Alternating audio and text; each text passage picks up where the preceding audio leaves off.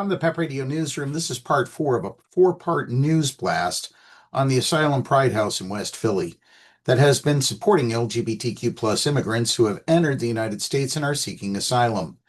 Victoria Sirois is the founder and executive director of Asylum Pride House and offers these comments as we conclude this series. Sirois said the organization is also working with immigrants who are pursuing other legal pathways to residency, including those impacted by the Trump administration's freeze on funding for refugee resettlement services and the end of temporary protected status for immigrants from several countries. We're trying to navigate with more complex cases than we've really seen before.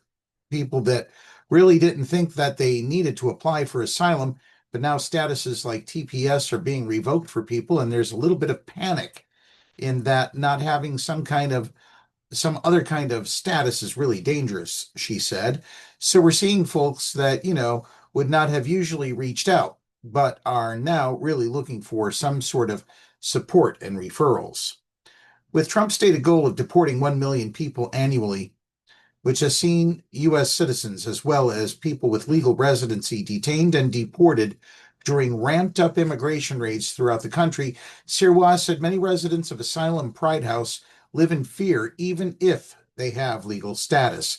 I don't think anyone in our program feels safe, which is just devastating because that's really the goal of our entire program, is to make sure that people not even just physically safe, but aware of their rights, about immigration, about their case, about what they need to know to feel confident as they move through the community that they're in now, she said.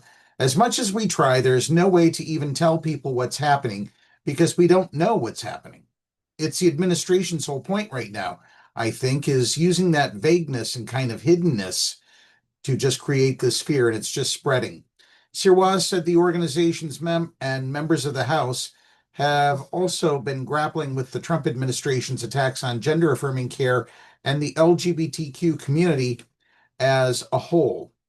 The organization considered going underground, she said, before Trump took office in January, and they are careful about protecting clients' images and identities for fear of being targets of Immigration and Customs Enforcement or other federal agencies.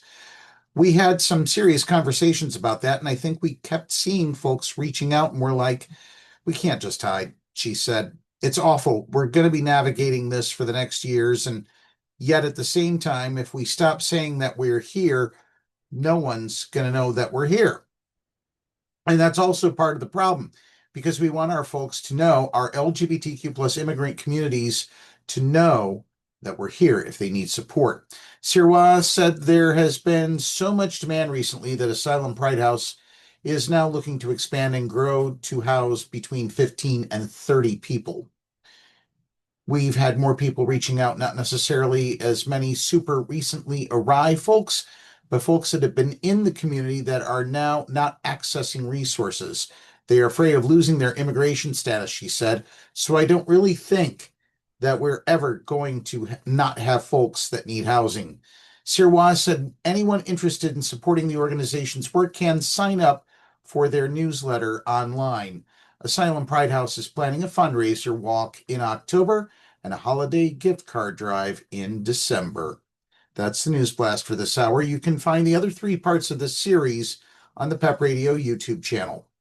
Be sure to subscribe to the channel while you're there. You can now listen to PEP Radio on Alexa. Simply tell your device, Alexa, play PEP Radio. Up next, we have the Meadville area weather forecast here on PEP Radio.